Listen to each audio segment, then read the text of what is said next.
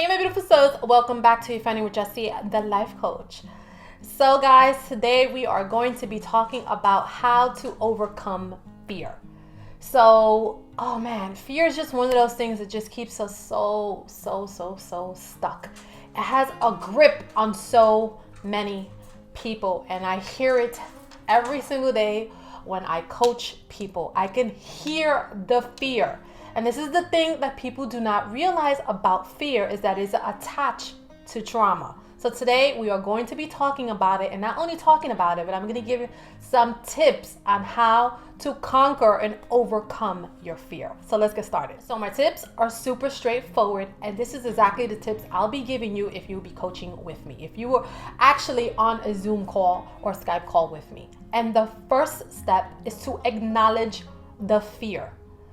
A lot of people are not honest with themselves, and they do not give their fear the respect that it deserves. And that's the thing with fear. You have to give it the respect that it deserves. So what a lot of people do, and the reason why they never get to why they have the fear to begin with, or they never move out of the grips, is because they refuse to acknowledge that they are fearful and there is fear there to begin with. So the number one step is to acknowledge it. Give it the respect that it deserves, and actually acknowledge how it has kept and had a grip on you, so we can start releasing that grip. Number two is to question and observe the fear. So the question you're going to ask yourself after you acknowledge that the fear is there and you give it the respect that it deserves is, you want to know, is this fear real?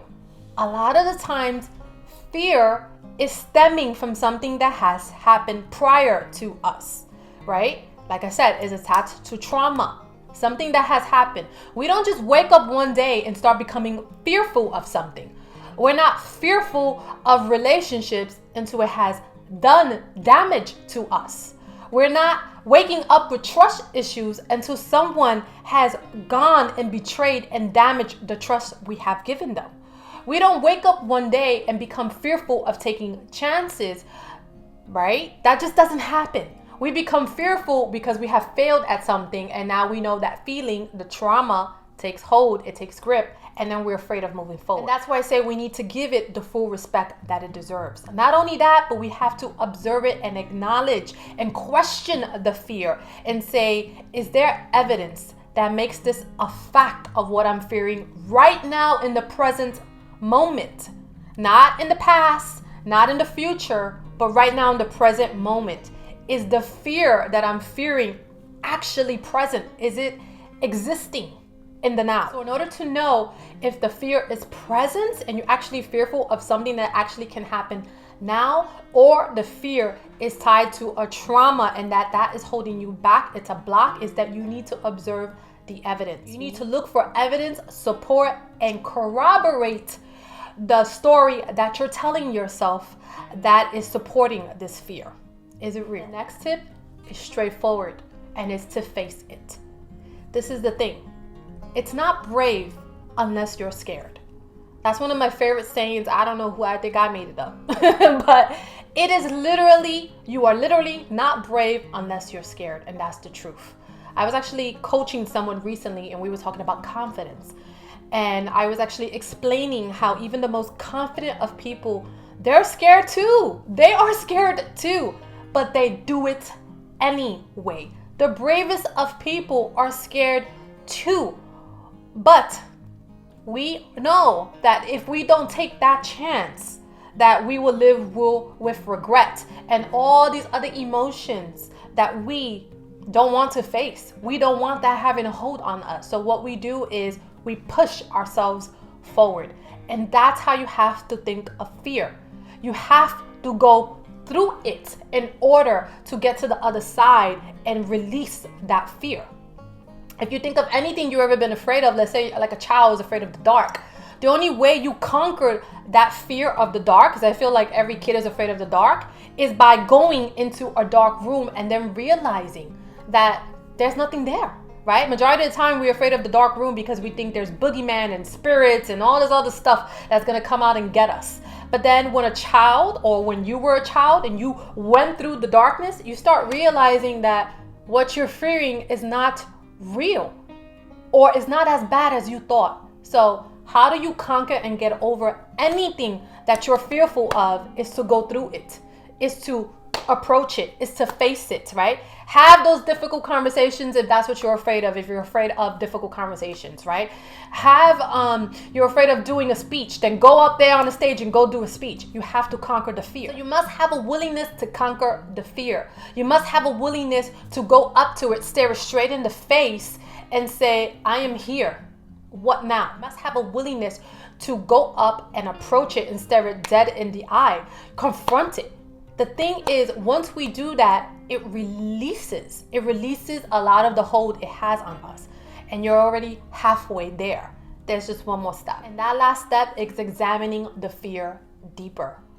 Why do you fear this so much? Take the line and pull it and pull it and pull it till you get to the root of the problem.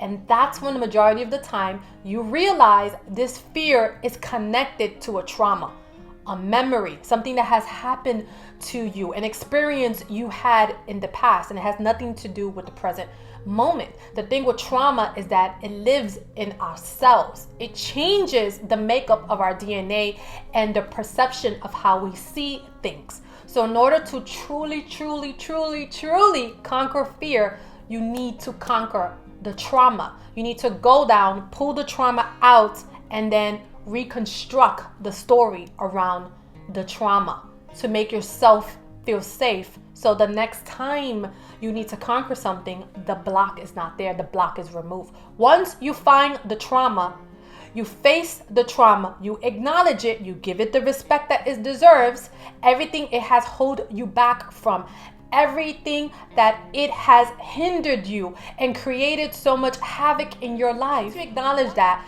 you face it, then you're ready to reconstruct the trauma, the story, the narrative that's surrounding the trauma. And when you do that, it completely releases the hold of the fear you have and the block gets removed.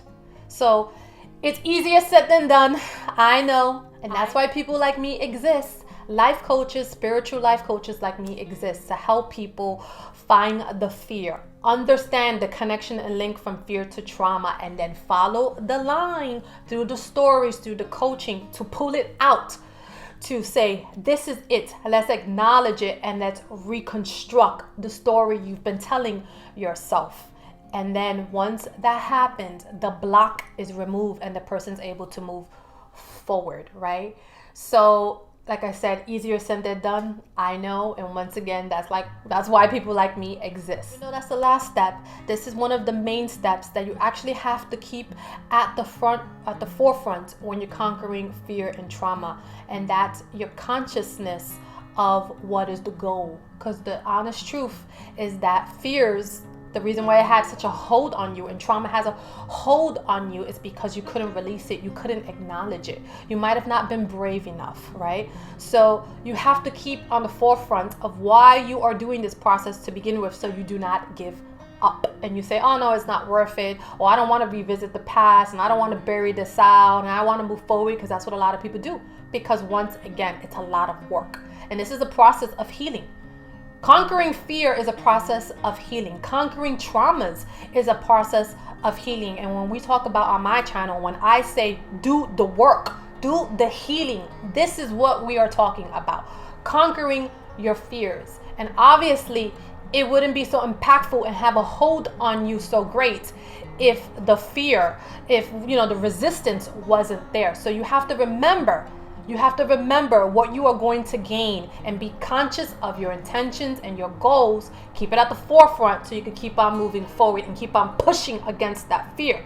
Because it's like the fear is going to be a resistance. It's been a resistance in your life, your whole lifetime. So you got to want to push up against it, and to the point that you come right face to face with it and you're ready to confront it and say, I'm here. It's like the bully is the fear. Right? That's exactly how you think of it. And when you are approaching a bully, it's very fearful, right? Because you feel that they're more powerful, they're bigger, they're stronger, they're smarter, they could conquer you. Like they have all these tools that you think that you don't have, so you feel less than. And that's how fear, that's what fear does to you, right? It makes you feel less than. Makes you feel like you're not strong enough. It makes you feel like you can't conquer it. It makes you feel like you can't do it. You're not smart enough, but you can do it.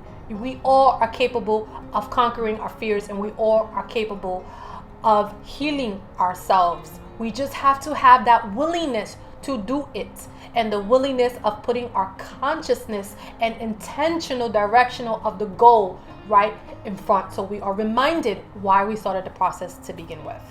And so, my beautiful souls, that is all I have for you today. You can conquer your fears, and once again, if you ever need help doing that, you can seek out a person like me. My information is always in the description box, and you can always visit my website for different forms of coaching and programs I offer. And I will see you all in my next one. Kisses and smooches to you all.